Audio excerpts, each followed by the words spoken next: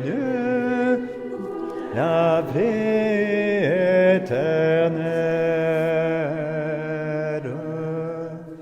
Je suis venu du sang, qui m'enseigne n'aura plus jamais soin. Ne dans moi tant plus soin, celui qui me chérit, vient dans la lumière. Je suis venu pour la vie, je suis venu pour la vie, je suis venu pour la vie éternelle. Au nom du Père et du Fils et du Saint-Esprit, la grâce de Jésus notre Seigneur, l'amour de Dieu le Père et la communion de l'Esprit Saint soient toujours avec vous. Aujourd'hui, nous faisons mémoire en ce 1er mai, soi-disant fête du travail où personne ne travaille, mais où nous faisons mémoire de Saint Joseph travailleur. Eh bien, Joseph, l'artisan paysan d'un petit village de Galilée, est pour le chrétien le modèle à suivre dans l'accomplissement de ses activités personnelles, professionnelles, parce qu'il a travaillé dans l'intimité quotidienne de Jésus. Le travail est joie et souffrance, il est service de la communauté et approche de Dieu. Voilà ce qu'on apprend à l'école de Nazareth. Au début de cette Eucharistie, reconnaissons-nous humblement pécheurs, demandons pardon à Dieu pour toutes les fois où nous nous sommes éloignés de lui. Seigneur Jésus, envoyé par le Père pour guérir et sauver les hommes, prends pitié de nous. Kyrie eleison, Kyrie eleison, Kyrie eleison. Ô Christ venu dans le monde, appelez tous les pécheurs, prends pitié de nous. Christ eleison, Christ eleison, Christ eleison. Seigneur, élevé dans la gloire du Père, ô Dieu intercède pour nous, prends pitié de nous. Kyrie eleison, Kyrie eleison, Kyrie eleison. Que Dieu Tout-Puissant nous fasse miséricorde, qu'il nous pardonne nos péchés et nous conduise à la vie éternelle. Prions le Seigneur. Dieu, créateur de l'univers, tu veux que l'homme, par son travail, te rende gloire en continuant ton œuvre. Permets en ta bonté qu'à l'exemple de Saint Joseph et sous sa protection, nous accomplissions les tâches que tu nous donnes et recevions la joie promise aux bons serviteurs par Jésus-Christ, ton Fils, notre Seigneur et notre Dieu, qui règne avec toi et le Saint-Esprit maintenant et pour les siècles des siècles.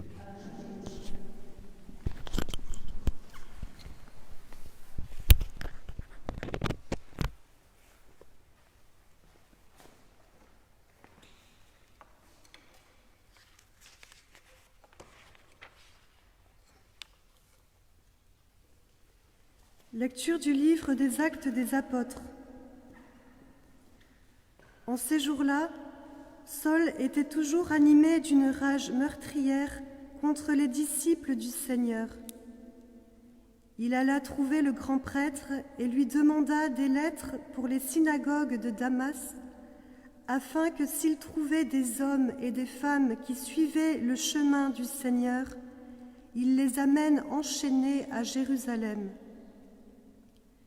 Comme il était en route et approchait de Damas, soudain, une lumière venant du ciel l'enveloppa de sa clarté.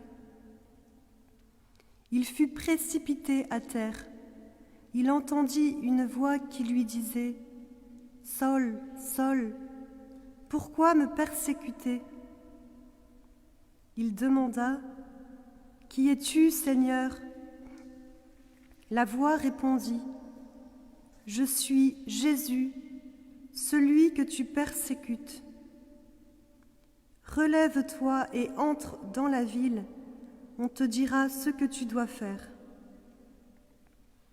Ses compagnons de route s'étaient arrêtés, muets de stupeur. Ils entendaient la voix, mais ils ne voyaient personne. Saul se releva de terre, et bien qu'il eût les yeux ouverts, il ne voyait rien. Ils le prirent par la main pour le faire entrer à Damas. Pendant 3 jours, il fut privé de la vue et il resta sans manger ni boire. Or, il y avait à Damas un disciple nommé Ananie. Dans une vision, le Seigneur lui dit « Ananie ». Il répondit « Me voici, Seigneur ». Le Seigneur reprit « Lève-toi, va dans la rue appelée rue droite chez Jude. Tu demanderas un homme de Tarse nommé Saul. Il est en prière et il a eu cette vision. Un homme du nom d'Ananie entrait et lui imposait les mains pour lui rendre la vue. Ananie répondit « Seigneur, j'ai beaucoup entendu parler de cet homme et de tout le mal qu'il a fait subir à tes fidèles à Jérusalem. Il est ici, après avoir reçu de la part des grands prêtres le pouvoir d'enchaîner tous ceux qui invoquent ton nom. » Mais le Seigneur lui dit « Va, car cet homme est l'instrument que j'ai choisi pour faire parvenir mon nom auprès des nations, des rois et des fils d'Israël. Et moi, je lui montrerai tout ce qu'il lui faudra souffrir pour mon nom. » Ananie partit donc et entra dans la maison. Il imposa les mains à Saul en disant « Saul, mon frère, celui qui m'a envoyé, c'est le Seigneur, c'est Jésus, qui t'est apparu sur le chemin par lequel tu venais. Ainsi, tu vas retrouver la vue et tu seras rempli d'Esprit Saint. » Aussitôt, tombèrent de ses yeux comme des écailles, et il retrouva la vue. Il se leva, puis il fut baptisé. Alors il prit de la nourriture, et les forces lui revinrent. Il passa quelques jours à Damas avec les disciples, et sans plus attendre, il proclamait Jésus dans les synagogues, affirmant que celui-ci est le Fils de Dieu. Parole du Seigneur.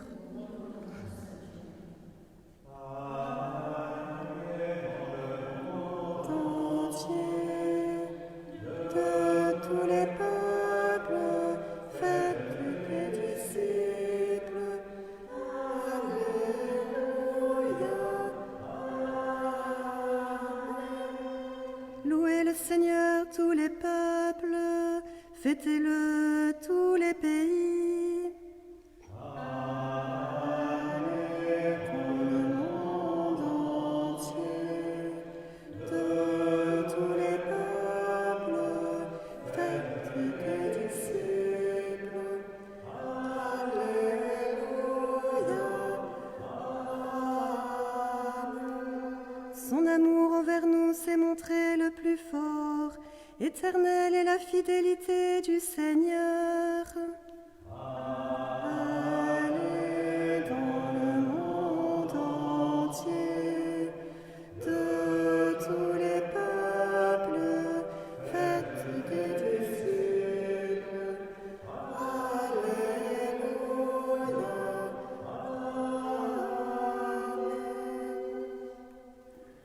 Amen. Alléluia, Alléluia.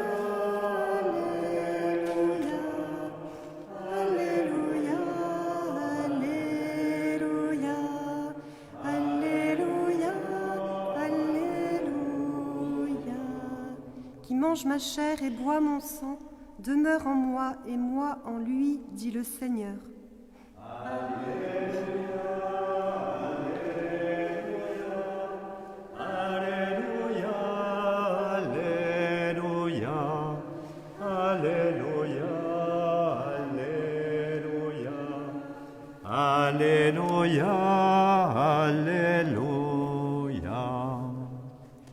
Le Seigneur soit avec vous.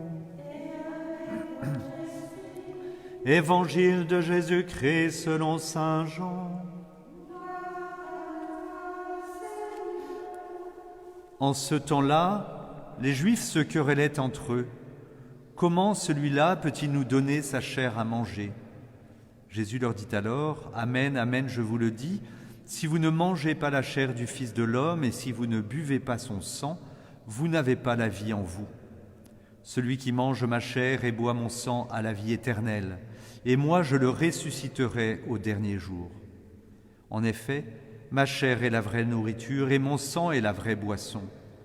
Celui qui mange ma chair et boit mon sang demeure en moi et moi je demeure en lui. De même que le Père qui est vivant m'a envoyé et que moi je vis par le Père, de même, celui qui me mange, lui aussi vivra par moi. Tel est le pain qui est descendu du ciel. Il n'est pas comme celui que les pères ont mangé. Eux, ils sont morts. Celui qui mange ce pain vivra éternellement. » Voilà ce que Jésus a dit alors qu'il enseignait à la synagogue de Capharnaüm. Acclamons la parole de Dieu.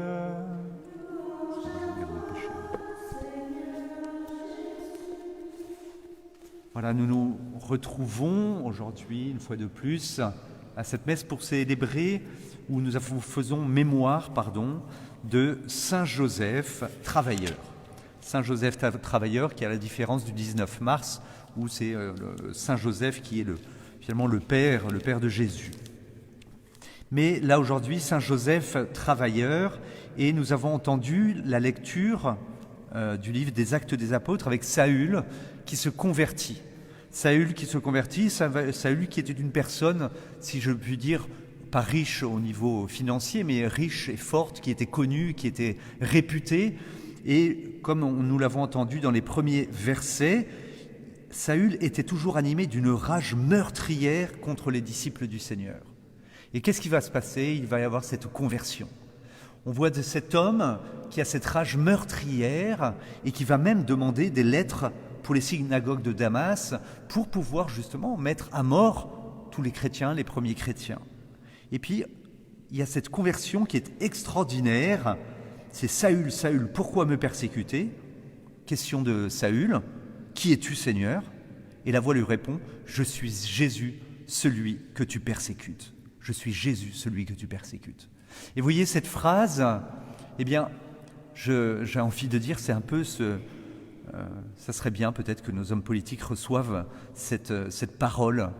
Lorsque nous n'avons pas la messe, nous n'aurons pas la messe jusqu'au 2 juin. Jusqu'au 2 juin.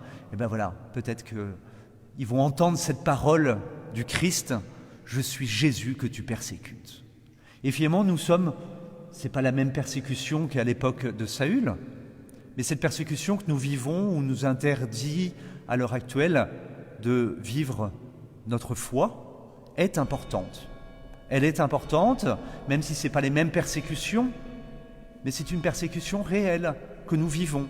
Nous n'avons pas le droit de pratiquer notre foi aujourd'hui dans notre église, même si nous prenons des distances qui sont tout à fait faisables, en tout cas ici à l'Immaculée Conception, ou en rajoutant des messes en se disant, on met moins de monde dans l'église, mais on pourrait faire plus de messes. Mais il y a cette persécution qui existe réellement. Et ce que je vous invite vraiment, à vous qui nous écoutez, comme à chacun d'entre nous, à tous les paroissiens, peut-être de prier pour qu'il y ait cette conversion. Non pas qu'il tombe de son cheval, notre président ou nos ministres, mais qu'il puisse se rendre compte que pour nous, chrétiens, catholiques, vivre notre foi, c'est important. Nous avons besoin de cela. Pour nous, c'est important. Nous ne pouvons pas vivre de notre chair, et cette chair que le Christ nous donne et que nous avons sur l'autel lorsque nous avons la possibilité de vivre de l'Eucharistie, eh bien de se dire, pour moi, c'est important. Vivre ma foi, c'est important. Et puis, nous avons dans cet évangile, justement, Jésus qui nous dit comment cela peut justement, si vous ne mangez pas la chair du Fils de l'homme, et si vous ne buvez pas son sang, vous n'avez pas la vie éternelle. Voilà pourquoi pour nous c'est important, parce que nous voulons la vie éternelle. Alors certes, comme je vous le dis à vous qui êtes chez vous, qu'au moment de l'Eucharistie, je vous dis, ben voilà, vous pouvez vivre de cette communion spirituelle. Certes, je suis d'accord, on n'a pas la même intention, la même chose, mais vous le vivez réellement. Et si vous le faites du plus profond de votre cœur, au plus profond de votre âme, vous recevez réellement les grâces du Christ, les grâces que le Christ vous donne. Et nous prions pour vous au moment où nous communions au corps et au sang du Christ. Et je voudrais vous lire juste un petit passage qui est important, qui a un lien. Alors vous allez me dire, mais pourquoi assez étonnamment? Et donc vous le retrouverez dans le Magnificat. C'est d'un prêtre anglican qui s'appelle Frédéric William Faber, qui est mort au XIXe siècle et qui s'est converti dans le sillage de Newman et fonde avec lui l'oratoire de Birmingham, puis celui de Londres. Et il dit, pourquoi des riches?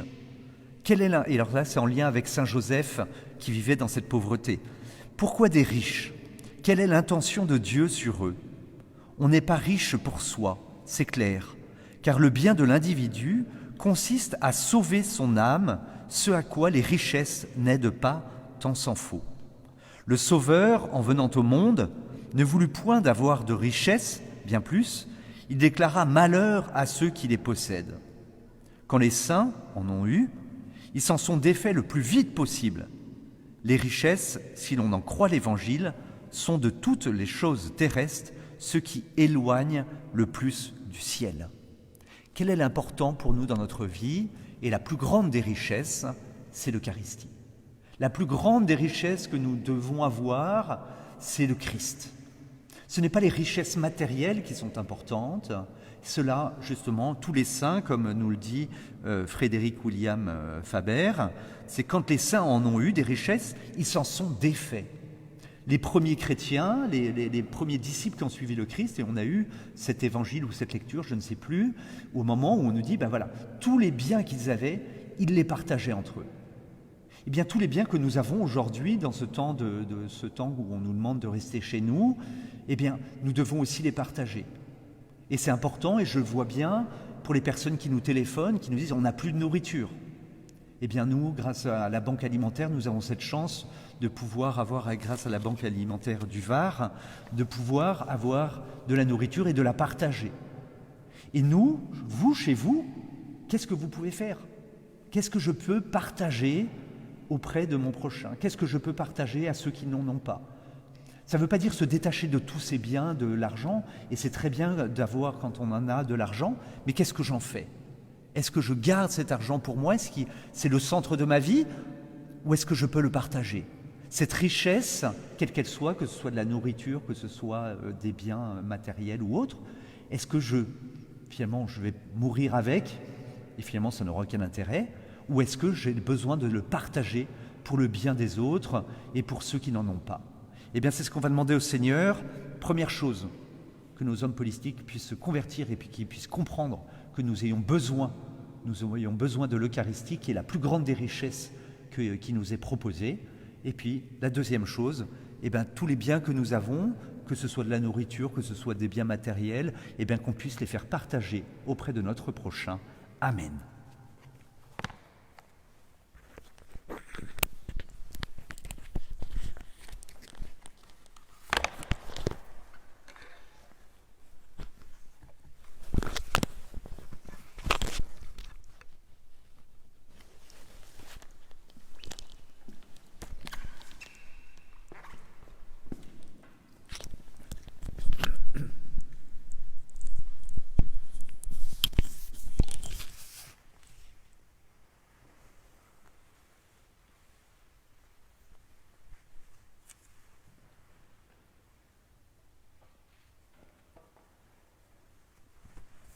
Jésus, Jésus, mon Dieu, je t'adore.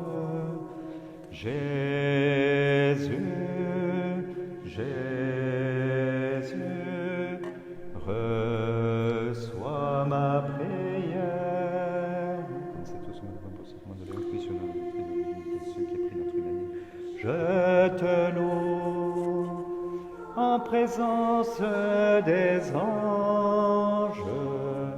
Jésus, Jésus, mon Dieu, mon Seigneur. Tu es béni, Dieu de l'univers, toi qui nous donnes ce pain. Fruit de la terre et du travail des hommes, nous te le présentons. Il deviendra le pain de la vie.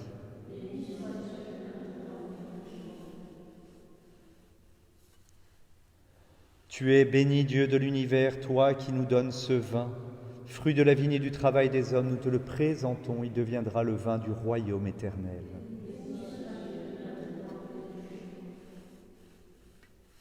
Humbles et pauvres, nous te supplions, Seigneur, accueille-nous, que notre sacrifice en ce jour trouve grâce devant toi. Lave-moi de mes fautes, Seigneur, purifie-moi de mon péché. Mon Dieu, j'ai un très grand regret de vous avoir offensé, parce que vous êtes infiniment bon, infiniment aimable, et que le péché vous déplaît. Je prends la ferme résolution et le secours de votre sainte grâce de ne plus vous offenser et de faire pénitence. Amen.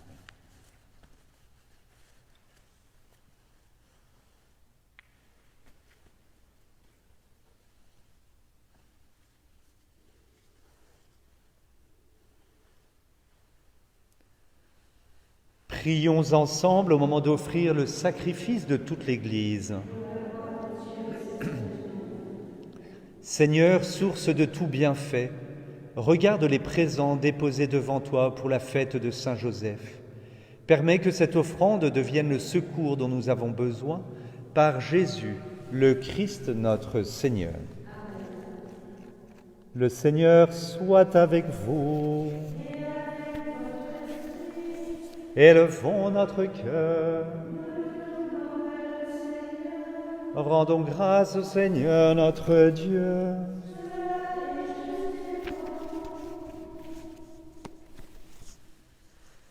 Vraiment, il est juste et il est bon de te glorifier, Seigneur, en tout temps, mais plus encore en ces jours où le Christ, notre Pâque, a été immolé, car il est l'agneau véritable qui a enlevé le péché du monde. En mourant, il a détruit notre mort, en ressuscitant, il nous a rendu la vie. C'est pourquoi le peuple des baptisés, rayonnant de la joie pascale, exulte par toute la terre, tandis que les anges dans le ciel chantent sans fin l'hymne de ta gloire. Saint, Saint, Saint, le Seigneur Dieu de l'univers. Le ciel et la terre sont remplis de ta gloire. Hosanna au plus haut des cieux. Béni soit celui qui vient au nom du Seigneur. Hosanna au plus haut des cieux. Tu es vraiment saint, Dieu de l'univers, et toute la création proclame ta louange. Car c'est toi qui donnes la vie, c'est toi qui sanctifies toutes choses par ton Fils Jésus-Christ, notre Seigneur, avec la puissance de l'Esprit Saint. Et tu ne cesses de rassembler ton peuple, afin qu'il te présente partout dans le monde une offrande pure. C'est pourquoi nous te supplions de consacrer toi-même les offrandes que nous apportons. Sanctifie-les par ton esprit pour qu'elles deviennent le corps et le sang de ton Fils Jésus-Christ notre Seigneur, qui nous a dit de célébrer ce mystère. La nuit même où il fut livré, il prit le pain.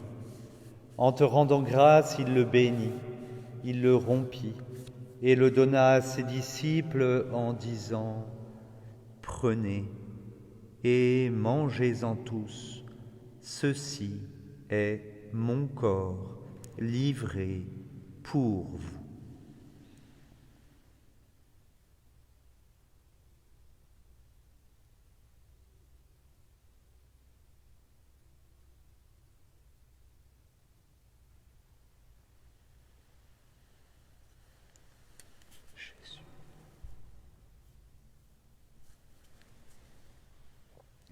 De même, à la fin du repas, il prit la coupe. En te rendant grâce, il la bénit et la donna à ses disciples en disant : « Prenez et buvez-en tous, car ceci est la coupe de mon sang, le sang de l'alliance nouvelle et éternelle, qui sera versé pour vous et pour la multitude en rémission des péchés. Vous ferez cela en mémoire de moi. »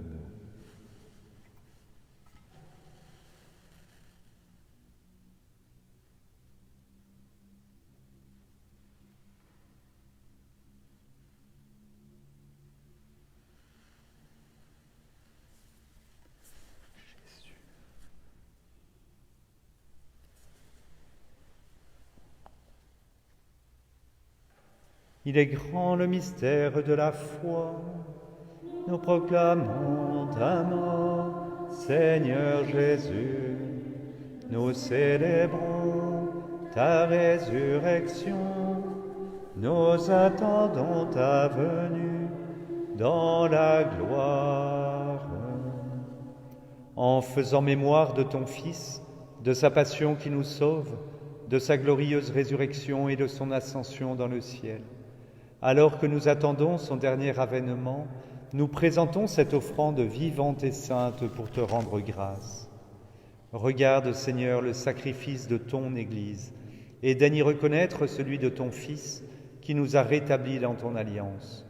Quand nous serons nourris de son corps et de son sang et remplis de l'Esprit Saint, accorde-nous d'être un seul corps et un seul esprit dans le Christ. Que l'Esprit Saint fasse de nous une éternelle offrande à ta gloire, pour que nous obtenions un jour les biens du monde à venir, auprès de la Vierge Marie, la bienheureuse Mère de Dieu, de Saint Joseph, son époux, avec les apôtres, les martyrs et tous les saints qui ne cessent d'intercéder pour nous.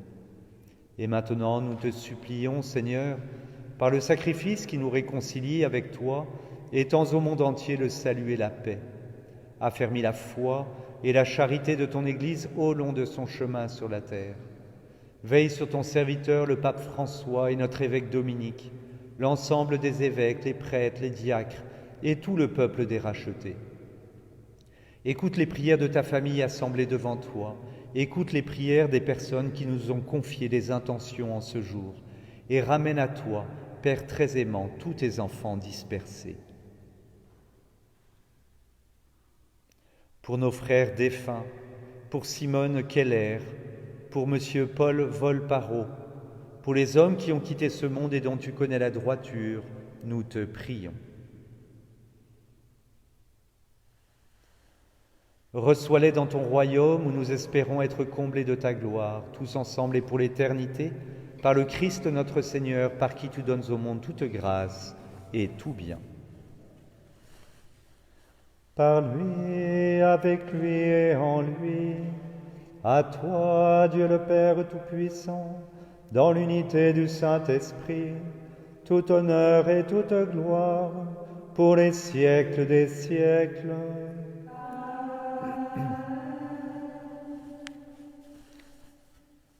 Comme nous l'avons appris du Seigneur et selon son commandement, nous osons dire : Notre Père, qui es aux cieux, que ton nom soit sanctifié, que ton règne vienne. Que ta volonté soit faite sur la terre comme au ciel. Donne-nous aujourd'hui notre pain de ce jour. Pardonne-nous nos offenses, comme nous pardonnons aussi à ceux qui nous ont offensés. Et ne nous laisse pas entrer en tentation, mais délivre-nous du mal. Délivre-nous de tout mal, Seigneur, et donne la paix à notre temps. Par ta miséricorde, libère-nous du péché. Rassure-nous devant les épreuves en cette vie où nous espérons le bonheur que tu promets et l'avènement de Jésus Christ, notre Sauveur.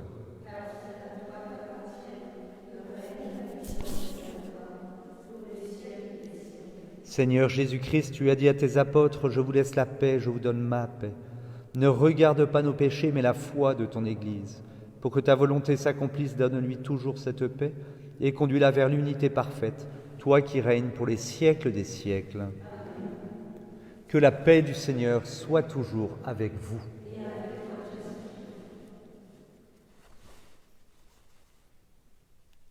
Agneau de Dieu, qui enlève le péché. Que le corps et le sang de Jésus-Christ réunis dans cette coupe nous aussi en nous de la vie éternelle. Amen.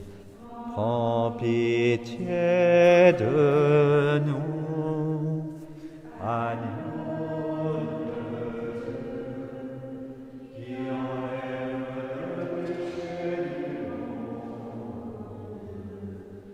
Prends pitié de nous, agneau de Dieu, qui enlève le péché du monde. Donne-nous la paix. Seigneur Jésus-Christ, Fils du Dieu vivant, selon la volonté du Père, avec la puissance du Saint-Esprit, tu as donné par ta mort la vie au monde, que ton corps et ton sang me délivrent de mes péchés et de tout mal. Fais que je demeure fidèle à tes commandements et que jamais je ne sois séparé de toi.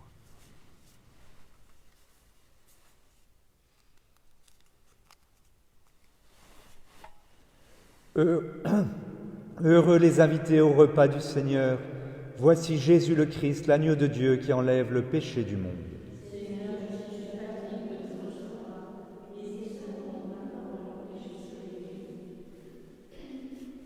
Corps du Christ me garde pour la vie éternelle. Amen.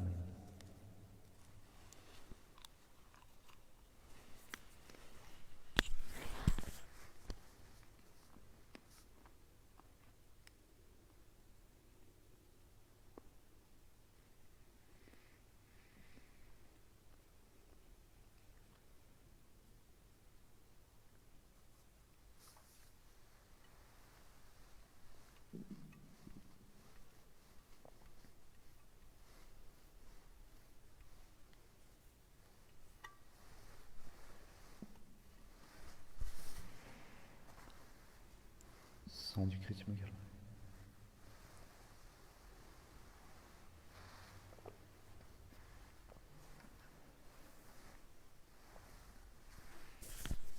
Pour vous qui êtes chez vous, c'est le moment de la communion spirituelle, ce cœur à cœur avec notre Seigneur Jésus-Christ, afin que toutes les grâces puissent descendre sur chacun d'entre vous qui nous regardez. Amen.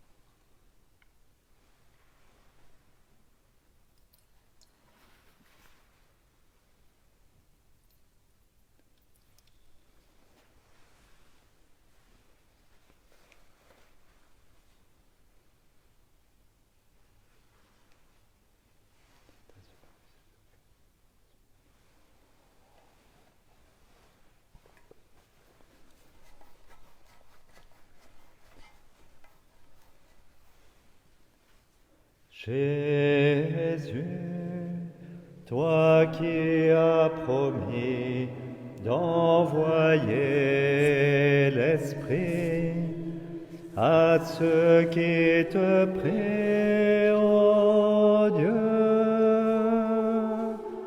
pour porter au monde ton feu.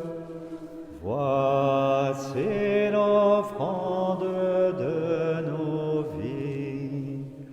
Tout ce que vous dites, tout ce que vous faites, que ce soit toujours au nom du Seigneur Jésus-Christ, en offrant par lui votre action de grâce à Dieu le Père. Jésus,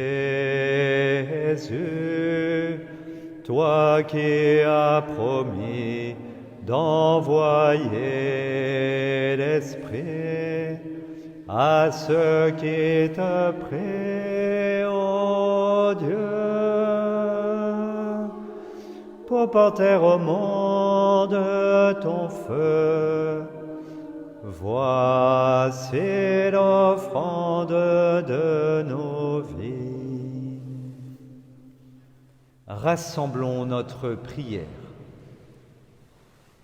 Tu nous as donné, Seigneur, de goûter aux joies du ciel, et nous te supplions encore.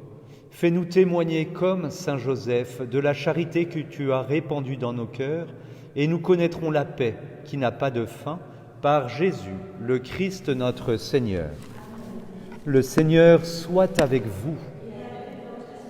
Que Dieu Tout-Puissant vous bénisse et vous garde, lui qui est Père, Fils et Saint-Esprit. Allez et demeurez dans la paix du Christ. Saint Michel Archange, défendez-nous dans le combat. Soyez notre secours contre la malice et les embûches du démon. Que Dieu exerce sur lui son empire, nous vous le demandons en suppliant.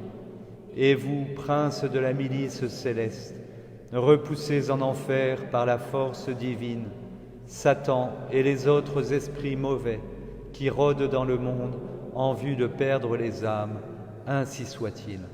Notre-Dame qui défait les nœuds. Je vous salue Marie, pleine de grâce. Le Seigneur est avec vous. Vous êtes bénie entre toutes les femmes, et Jésus, le fruit de vos entrailles, est béni. Sainte Marie, Mère de Dieu, priez pour nous pauvres pécheurs, maintenant et à l'heure de notre mort. Amen.